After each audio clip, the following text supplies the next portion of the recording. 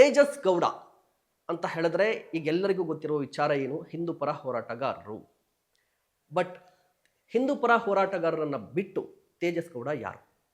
ತೇಜಸ್ ಗೌಡ, ನಾನು ಮೂಲತಃ ಮಂಡ್ಯ ಜಿಲ್ಲೆಯ ನಾಗಮಂಗಲ ತಾಲೂಕಿನ ಭೀಮನಹಳ್ಳಿಯ ಹುಡುಗ. ನನ್ನ ಮನೆಯಲ್ಲಿ ತುಂಬ ಕಿತ್ತು ತಿನ್ನುವಂಥ ಬಡತನ. ತಂದೆ ಬೆಳಿಗ್ಗೆ 8 ಗಂಟೆಗೆ ಕೆಲ್ಸಕ್ಕೆ ಆಟೋ ಡ್ರೈವರ್ ಹೋದರೆ ರಾತ್ರಿ ಅವ್ರು 9-9:30 ಬರ್ತಿರೋವಂಥದ್ದು.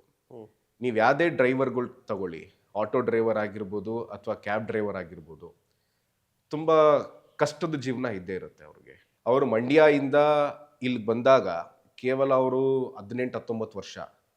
ನನ್ನ ತಂದೆ ಇಲ್ಲಿ ಬಂದಾಗ ವಿಲ್ಸನ್ ಗಾರ್ಡನಲ್ಲಿ ಗಾರ್ಡನ್ ಬಾರ್ ಅಂತ ಇದೆ. ಆ ಗಾರ್ಡನ್ ಬಾರಲ್ಲಿ ಅವರು ಸಪ್ಲೈಯರ್ ಆಗಿ, ಕ್ಲೀನರ್ ಆಗಿ ಕೆಲಸ ಮಾಡಿಕೊಂಡು ಪಾರ್ಟ್ ಟೈಮಲ್ಲಿ ವಿಲ್ಸನ್ ಗಾರ್ಡನಲ್ಲಿ ಜನತಾ ಹೋಟ್ಲ್ ಅಂತ ಒಂದಿದೆ.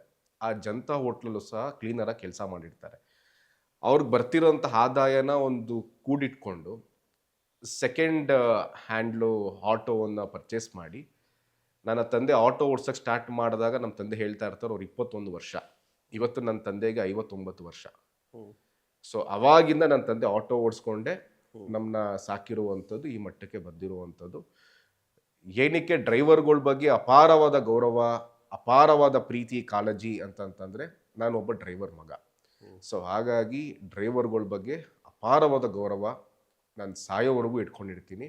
ಏನಕ್ಕಂದರೆ ಆ ಕಷ್ಟ ತುಂಬ ಹತ್ತಿರದಿಂದ ನಾವು ಎಕ್ಸ್ಪೀರಿಯನ್ಸ್ ಮಾಡಿದ್ದೀರಿ. ಡ್ರೈವರ್ ಕುಟುಂಬ ಹೇಗಿರುತ್ತೆ, ಡ್ರೈವರ್ ಅವರ ಕಷ್ಟ ಎಂಥದ್ದು, ಏನು ಎತ್ತ ಅಂತಂತಲ್ಲ.